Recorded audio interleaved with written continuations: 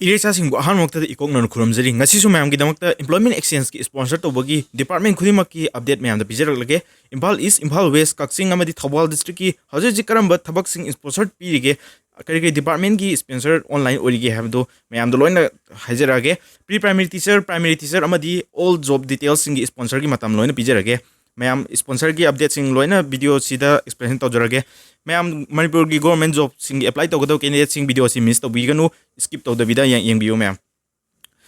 ahanmada aina explain tawjagdoisi Manipur government job sigi apply tawbagi process e tentakna hajaramge ahamada employment exchange ki card sagadabani anauba qualification natragana computer ki certificate sing phangba taragadi update tawgadabani amadi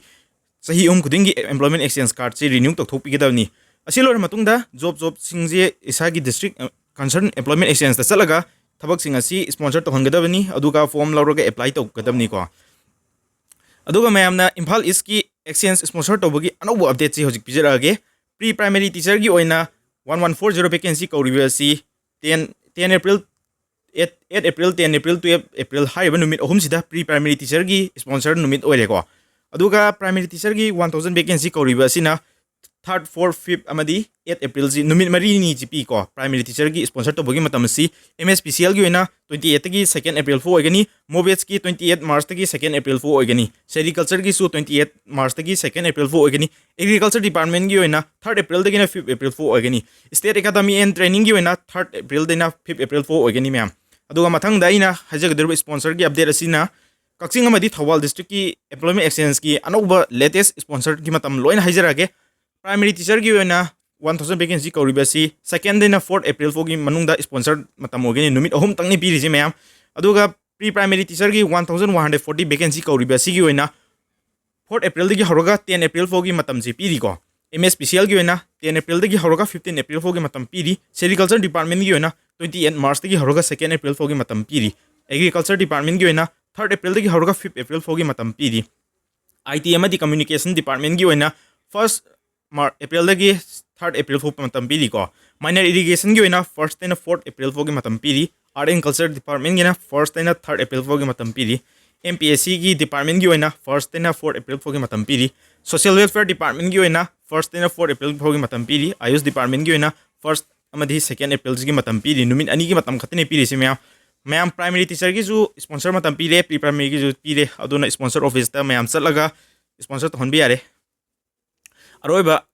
aina ngasi explain to jogi doisina Imphal West ki exchange sponsor to bugi matam bijarake primary teacher ki 1000 vacancy laribasi ki sponsor to bugi matam asi 3rd 4th amadi 5th April ogani MSPCL gi ona 1st amadi 2nd April ogani sericulture gi 1st amadi 2nd April ogani agriculture department gi 3rd April gi horoga 5th April da logani minor irrigation department gi na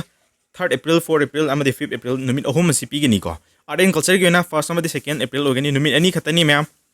social welfare gi oina 3rd April dina 5th April numit ohum gi matam piri ayush department gi na 1st amadi 2nd April da ogani state academy and training gi su 1st amadi 2nd April ogani aduga Imphal West gi oina pre primary teacher gi oina di sponsor gi notice thelak tari ko adubu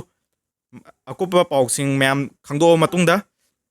pre primary teacher gi sponsor to gi matam asi 8 10 amadi 12 April sida tarokpa yae na hairi ko magi tentative deadline da su 8 10 amadi 12 April line pi gibani aduna high chance ti 8 10 12 sida pre primary teacher gi sponsor to bagi oirakani yana mayam na hainari ado mayam na any government job kar mari lena details aduga exchange sponsor na singba mayam update lakpa khuding gi channel sida loin fangan jage mayam na channel si subscribe to samiramu video si yang biber ichil naw sing na video si like to samiramu Manipur government job amadi central government job thagdaba ichil naw sing da mayam na video si bu yauna bagi damakta hena reach se wangna bagi damakta mayam na share amadi subscribe to samiramu mayam bu haninga litana thagat sari video si bu full yang biber gi damakta ngasi gi onde ai matang si da video si tension jarage mayam anu update lakpasing da video semjara aga mayam da loina arai mong da khangan jana bo hona jarake mayam na exchange office gi sida in explain tawjagi basing sida bab ta hodaba yawraga su mayam amu hal yeng biu video skip to da yeng biu screenshot loksin biu aduga details sing ji loina khang bi agani ngasi gi onde ai matang sida video si tension jarake thank you